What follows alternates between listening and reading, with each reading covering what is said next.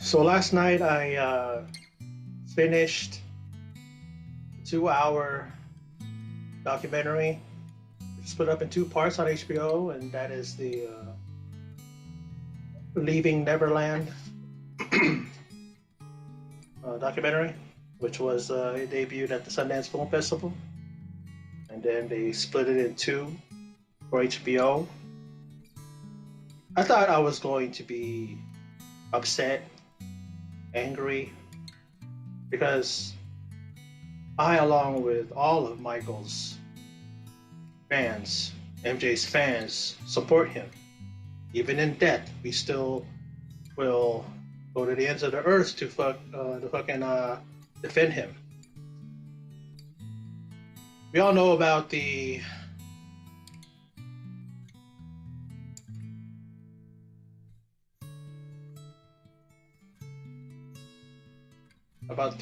time when he was first brought up on charges of sexual molestation. Jordan Chandler was the name of the kid, and there was another kid whose name escapes me at the moment. But the thing about it is that you get these two guys that come forward. Uh, Wade Robeson, who would go on to be a choreographer, a world-renowned choreographer for NSYNC and Britney Spears. And then we have Jimmy or James Safechuck, who would go on to be playing bands, and I believe he was like he directed like a couple of or a number of independent films, independent movies that Michael funded, helped him out with.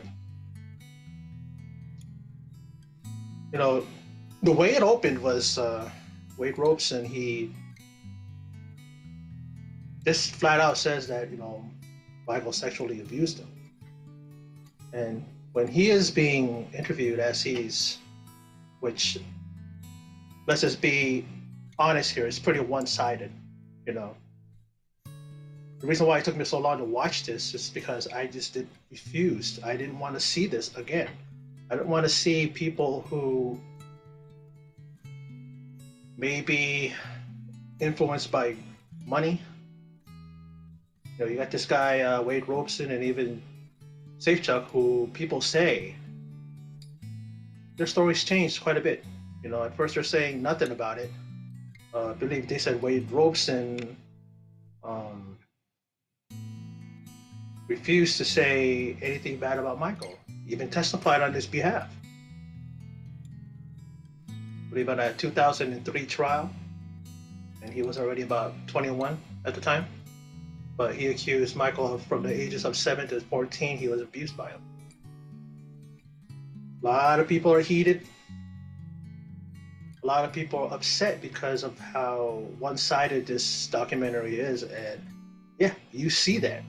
This is not an investigative piece. This is not journalism at its finest, or journalism in, what do you call it,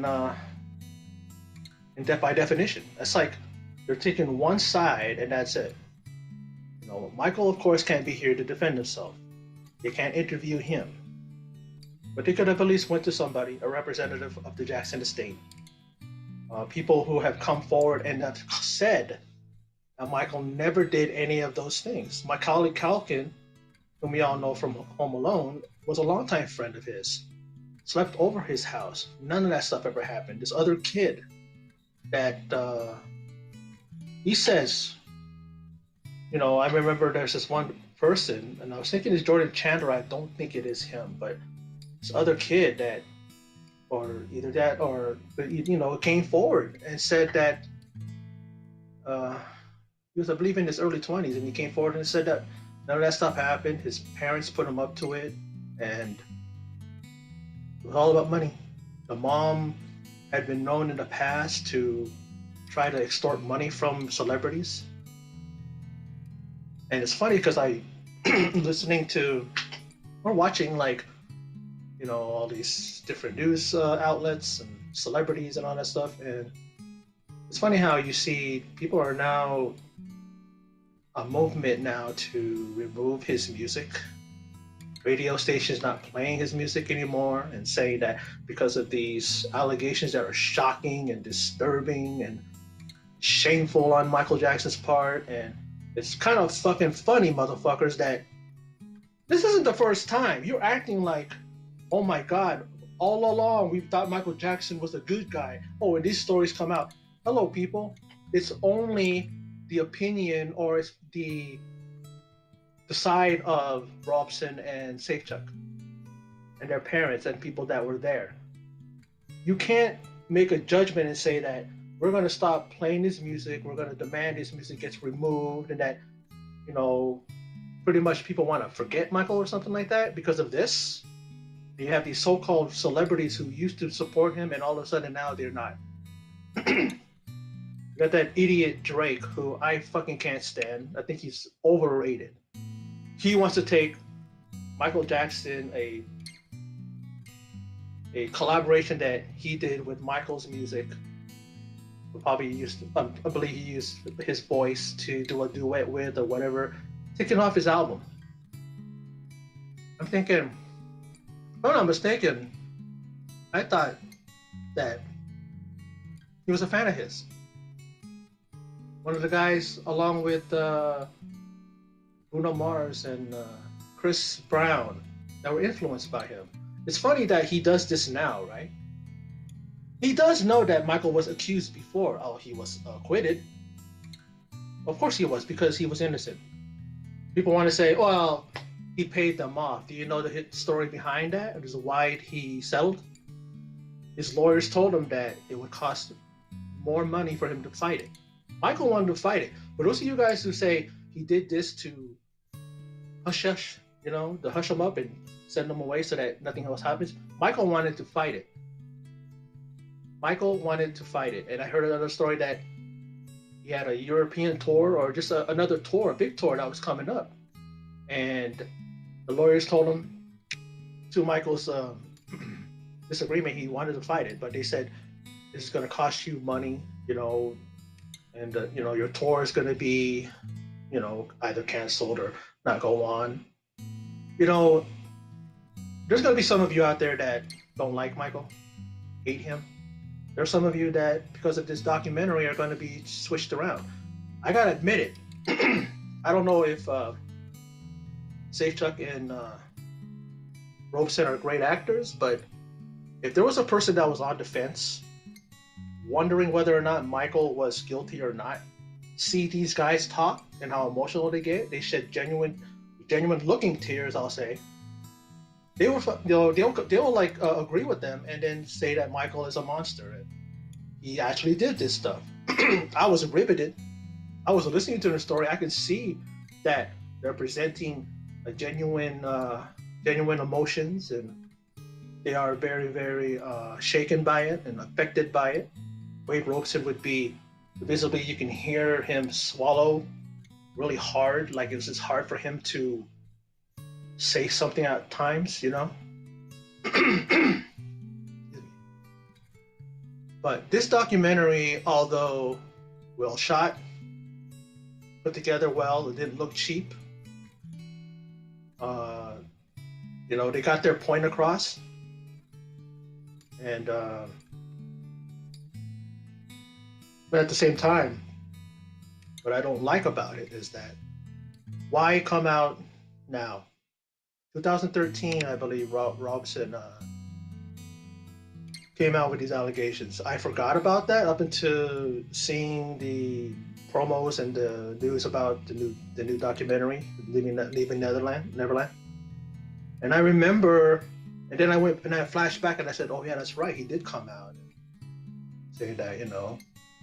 I remember him saying that he's the choreographer for NSYNC, and the guy is accusing Michael of sexually abusing him.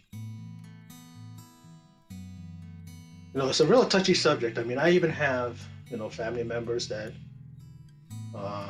believe he's guilty. They're not family members. There's a cousin's husband that said that to me. You know, like the year after Michael died, I said, you know, it's been a year since Michael,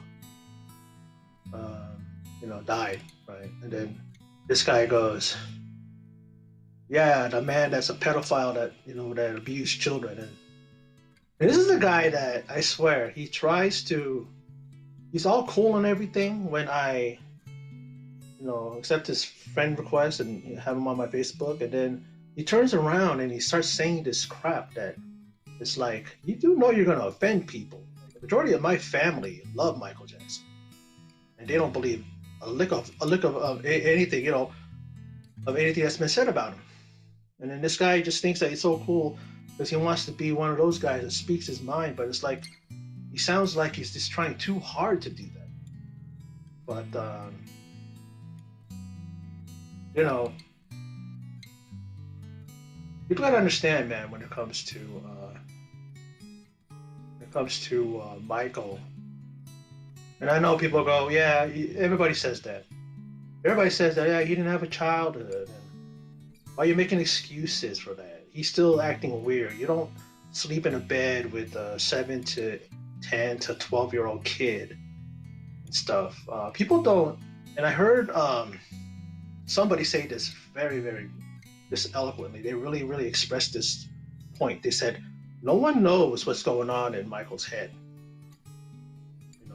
Some people say, was he sick? Is there something wrong with his wiring in his head that he thought that hanging out with kids was cool? Sleeping with them in a bed, sharing a bed, was cool. Nothing going on. Macaulay Culkin did that, and so did this other kid, and nothing went on. One of they were questioning. There was Jackie and Marlon, Tito, and Tito's son Taj was there. And the interviewer, it was Gail King. She goes, "What do you think this was all about?" And Taj right away said money, and they all said money. Same thing with Jermaine Jackson when he was being interviewed, money. And it's funny because in the end, that's what Robson and Safe Chuck wanted. And it's just like, the thing about it is that in this documentary, the mom of Robeson, who we find out in the in the end, kind of like a strained relationship with her son. And she was talking about how, why would people be, satisfied with a monetary settlement when, wouldn't you want justice? Wouldn't you want to keep? She even said to herself, she goes, she would fight hard and hard until Michael was behind bars, if he in fact was the one that did it. The blame is also on the parents. Let's say that Robeson and Safe Chuck were sexually molested. The parents, even especially Wade's Wade's mom, at first, didn't want her son to sleep with Michael. Michael was begging, and she said no. And then when she got so enamored with Michael and the fame and everything like that, she let her guard down and she let Wade sleep with him, or sleep in his bed. This is just hearsay. This is based on what they're saying. I'm not saying it's true. When you have only one side presented, it's pretty much the what do you call that? The credibility is shot, because you need to have two sides. You can't just have one side and think that everybody is going to believe you. And unfortunately, there are some that have changed their tune, and they are now saying Michael is a monster. He's guilty. But just in this age now, and the way it is now, even those who are alive, if they have even a modicum of success, if they have even a little bit, and they're on the rise, and someone wants to see them go down, they go to their past Twitter, they go to a past Instagram, a past whatever they set on a message board or something like that, whatever. And they'll try to take someone down. That's the reason why now it's like no one is going, wait a minute, these guys are coming out a bit too late now and saying that Michael did this to them. Now it's like they're pretty much the majority of these guys are saying, yeah, he did it. You know, there's like I saw a picture on YouTube and not YouTube, but on Google, and someone was scratching out his name and xed out the Thriller. I mean, his picture and the Thriller. It was a Thriller album cover. Radio stations are now they stopped playing his music, and I'm thinking, where the fuck were you guys these last 20 years? These last 16 years since the last time he was on trial, 2003. Where have you guys been? Like, oh, now you're gonna now this is your excuse. Now it gives you the excuse to stop playing his music. You should have stopped playing his music from the moment he was accused of sexual molestation. I mean, how stupid are you to do that? That's just one of the dumbest fucking things that I come away with when I see these idiots that are turning their back on MJ. You know, Jermaine Jackson said it and was so emotional, and I feel for the guy. You know, he was like, just leave him alone. Talking about his brother, let him sleep, let him rest. It's like, what are you going to prove by now coming out with these allegations? It's almost like you might as well dig up his grave and piss on him. Piss on the damn. You could even open up the damn casket if you want and piss on Michael Jackson. That's pretty much what you're doing. You know, you might as well do that because you're not getting anything. What are you getting from this? Then you want to sue the estate. This dummy Robeson wants to sue for $1 billion, 1 point something billion. You know, they want to stop all of the, you know, make it to where it's like you have to do something in order for them to get the $1 billion, like to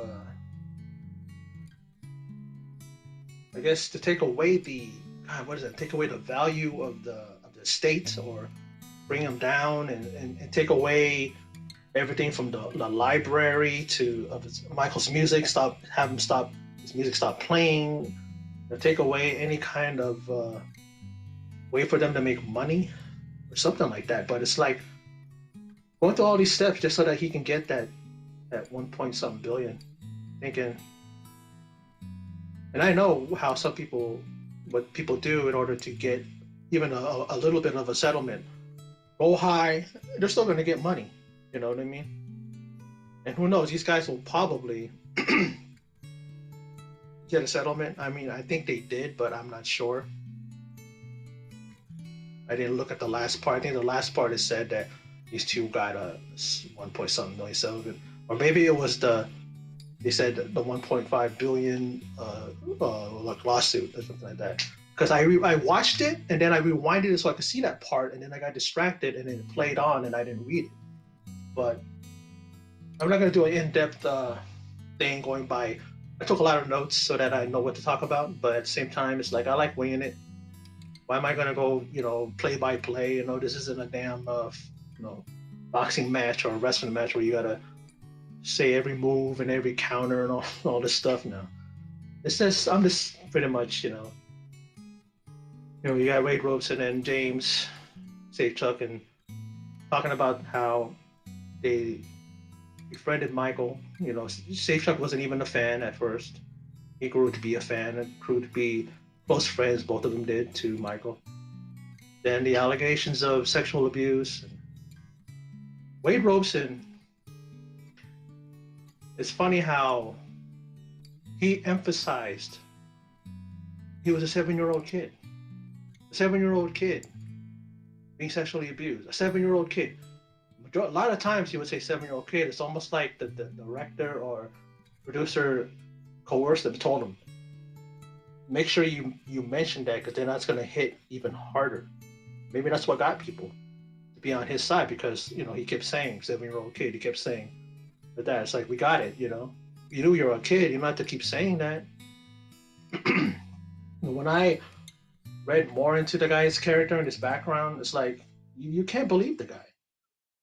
You know, even the Jacksons were saying he's changing his story so many times, and then you see some of these people who reviewed the movie, and they're saying the same thing. You know, people are passionate. You know, like there was this one individual who was just cussing, you know, the director and everybody out. You know, saying that you guys are motherfuckers for saying this about Michael and all that shit. The reason why I get so pissed at this, I'm so pissed at this thing, is because of how it's a person that's gone. He's dead. 10 years this coming June. It'll be 10 years. Believe that. You know how unbelievable is that? That it's 10 years now, almost a decade. A decade this year, this June, that he passed away. Since he passed away, and people are still wanting. From 2003 up until now, nothing was said about Michael. You know, I look at some of the videos that the people post about of his music, his videos. You know, for I want to be starting something and don't stop till you get enough, and all these videos. And there's a lot of just positive, you know, comments. I don't see one negative comment. And ever since this thing came out, I'm seeing them start to creep up more now. There are some that are definitely saying that, oh, you know, they still believe in Michael's innocence, and you know, it doesn't matter what anybody says, they're not going to stop playing his music and listening to it. But I don't get it, man. Like, and the thing that really got me on this documentary was when Wade Robson's mom, she goes, when I heard that Michael died, I danced. I was laughing and I was dancing. Because he will never ever touch another boy. And I'm just thinking, you know, even the mom of not Wade Robson's mom. I mean, I meant to say Jimmy's mom, Safe Chuck. And then, but Wade Robson's mom was like still, you know, we're trying to be polite, I guess you could say, and saying that, you know, it was sad that he passed, and remembering the Michael that they know. The thing about it is that he wasn't. This isn't. You know, I mean, they're gonna support their sons, and they're gonna listen to their sons. But it's like, for her to say that stuff, it's just like I just looked at that as just pure evil. Like, you know, like a man that you don't even know that your son's telling you the truth. Your son didn't tell you about the so-called alleged abuse all those years, and then you're going to find out later, and then you're going to say that, oh, now you believe that Michael did this stuff, and your son is telling you the truth when he didn't tell you for like how many years, how long? How can you believe your son is telling you the truth at all?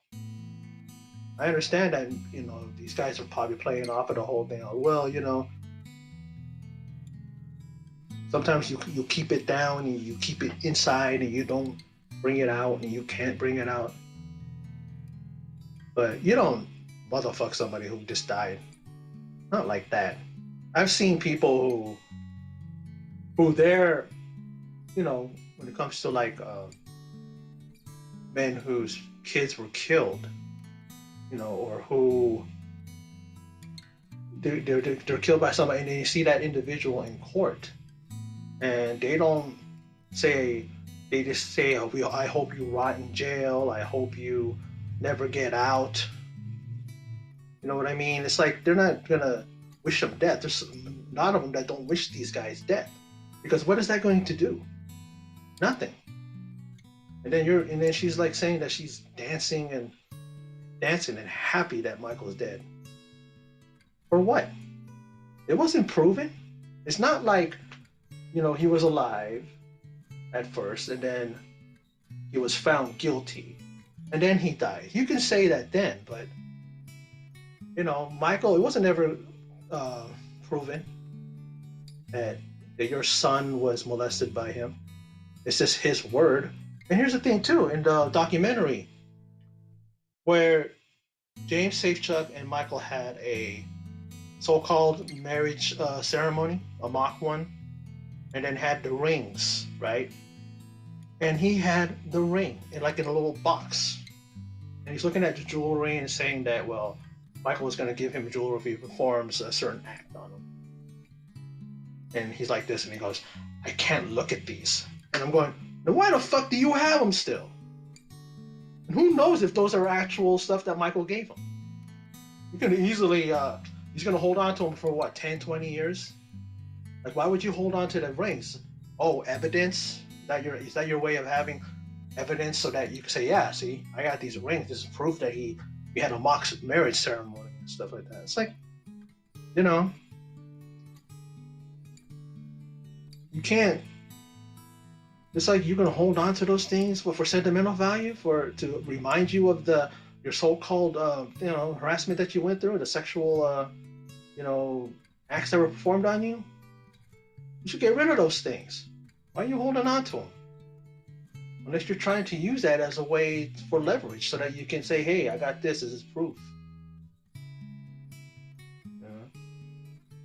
I'm gonna say it again. They look convincing. They're crying. They're emotional. You know how when kids at certain ages, you can manipulate them. You can make it to where they will remember a certain thing that didn't happen. It's like maybe that's the situation with these guys, because they're so convincing. Like I said, if someone is on the fence of whether or not they believe Michael Jackson did it, these guys were so good at expressing their stories and looking like a pretty good bit of acting on their part. You can easily convince. That's why a lot of people were convinced. And there was no one there to rebut them and say no, no, no.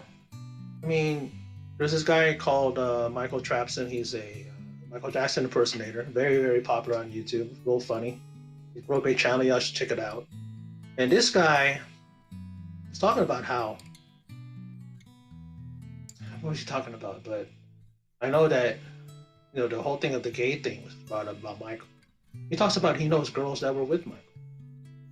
I'm trying to remember what I got what do you call it? Sidetracked. There was one major thing that he said that I wanted to bring up, but I'm gonna go on and keep talking so that maybe it'll come back to me on what he said. Man, it's like it's totally just exited my mind. But the guy knows, people that knew Michael Jackson. This guy's very adamant, and he knows that Michael didn't do any of this stuff. People go, well, he paid people off so that he was gonna dodge authorities. You know how authorities and FBI and DAs and all that hate celebrities, and they want to take them down, and they've done this so much to a number of people, and they've ended up behind bars or having to pay heavy fines and community service, all this stuff. They got Martha. You got what's her name? God, what's her name? They got these people, these celebrities, and they end up in jail or they end up on probation. They have to pay fines, like I said, and community service and all that. And Michael Jackson, they didn't find one lick of thing on him. A surprise visit at his ranch and didn't find shit.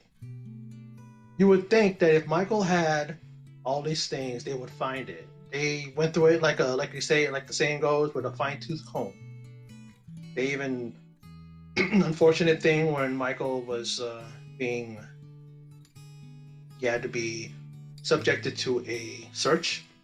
So he had to just take all his clothes off, and they photographed whatever they wanted. The one kid, was that Jordan Chandler? Yeah, like misdescribed his genital area. Like he, adamant that he knew what it looked like, and then they caught him lying. And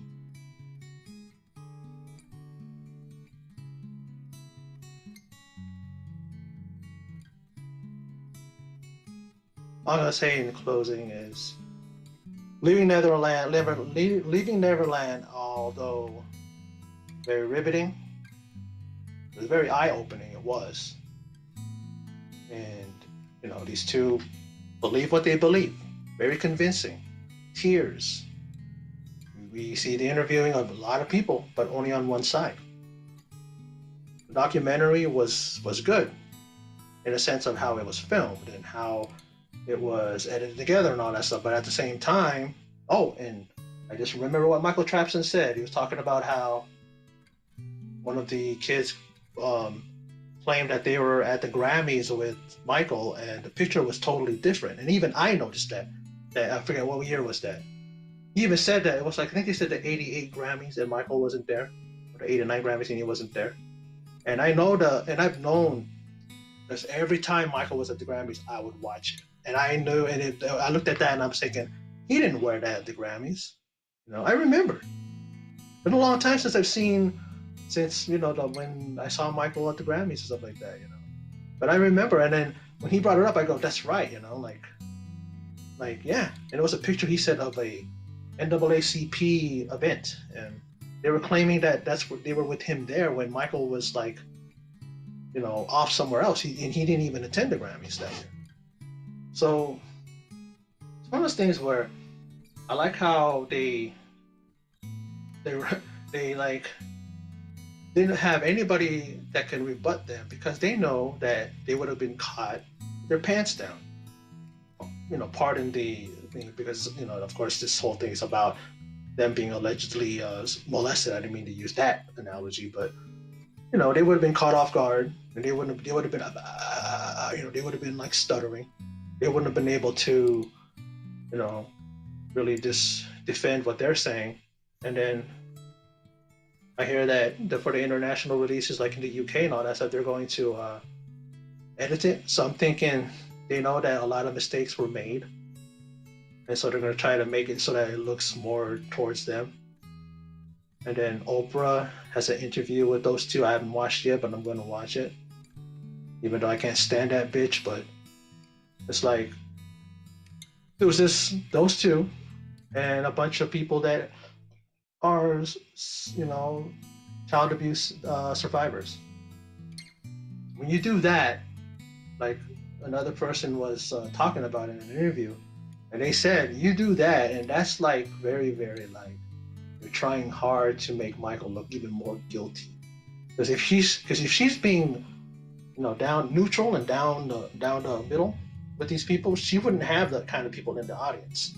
Not just them. I mean, I'm saying you could have them there, but it's like you're gonna have them there, then you're gonna have the alleged abuse victims on stage. You're interviewing them, So I don't know, but very one-sided.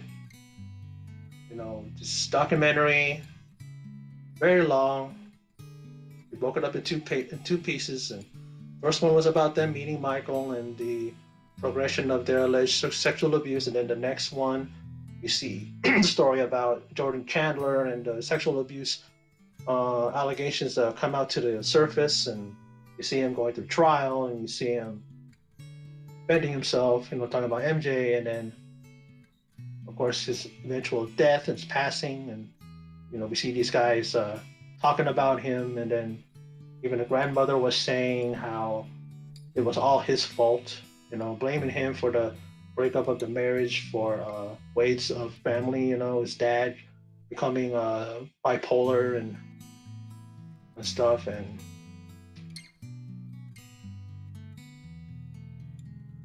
I mean, it never showed where his career is now, Wade Robson. Like, he was a very sought-after choreographer. Like I said, he worked with Britney Spears, and he worked with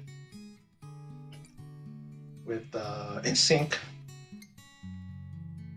But I don't know, it's just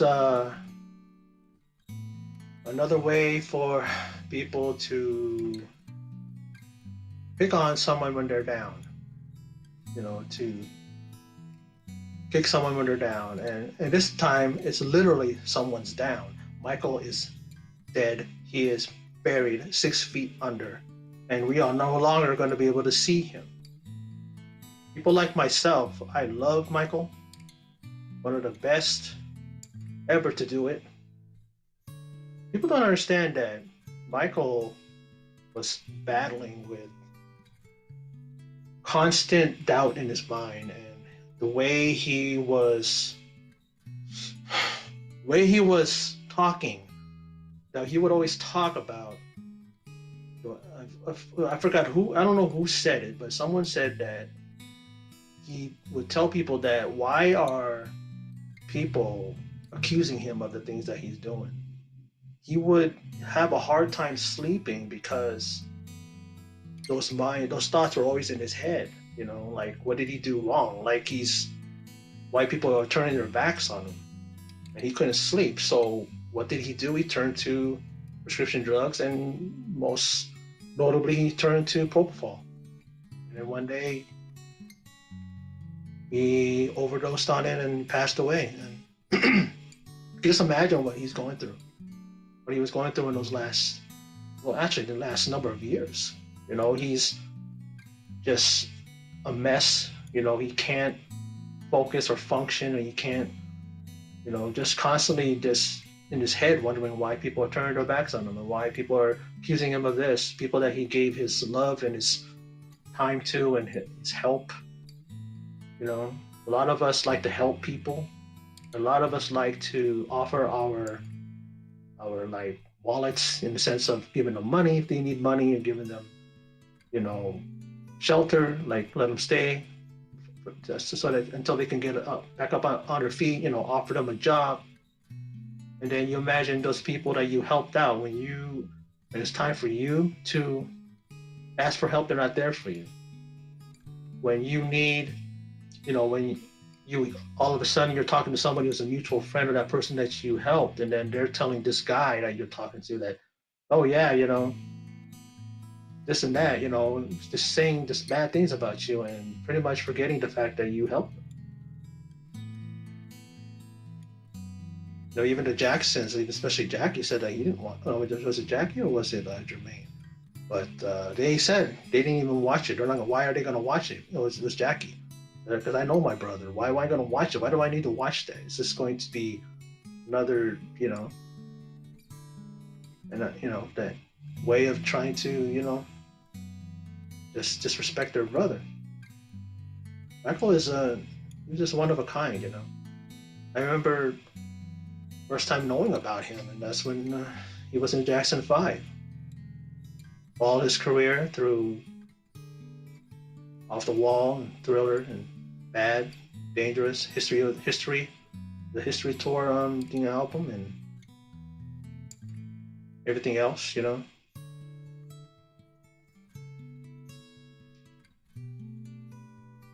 But if this is going to change your mind, and then you're going to think Michael's guilty, that's on you. People like myself and people who are by his side and will always fight for him and always support him, whether they be the regular fan or the celebrity friends that he had. And y'all need to just take your whatever hatred you have for Michael. If you don't like the guy, you never were a fan of his. You thought he was weird, and you stopped following him. I know people that stopped because they just were tired of his weirdness and stuff like that. But to me, I just think that he was just very unique. He was a guy who was on a different thinking plane. Very, you say, eccentric, but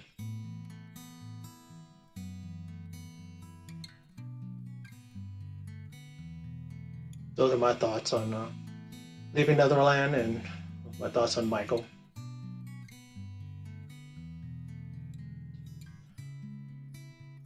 I also want to say again that I love Michael Jackson and his family as well. I'm a big fan of his sister Janet as well, and Jackson 5, and you gotta think about them too. You gotta think about the family. You gotta think about how they're dealing with this crap. The mother is still alive, she's 88, I believe, 89, Katherine Jackson, and she has to still see this crap. Michael's kids, and yes, they're his kids. Some people want to say, no, they don't look anything like him. Well, let's just say that he did adopt his kids. That's his kids. Anyway, we don't know. You don't even know if that's his biological kids or not. People want to say, like, it's funny. You say that you believe that he molested these kids, or you believe he did this as well. But where's your proof? You know, you don't have any proof, and you're saying to us that, well, why are you defending him? Where's your proof that he's innocent? Well, where's your proof that he's guilty? Because he wasn't ever convicted.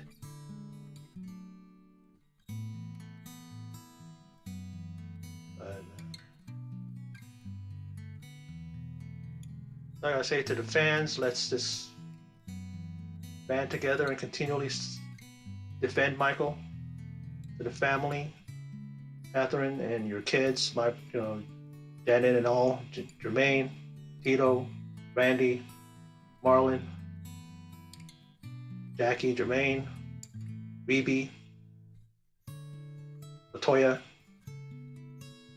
You know that we all support you, and we're just so glad that we had your son in our lives for the time that we had him. And we're always going to defend him no matter what. And for those of you who come onto this video and see it, thank you for giving me your time and listening. Again, thanks for watching, and take care.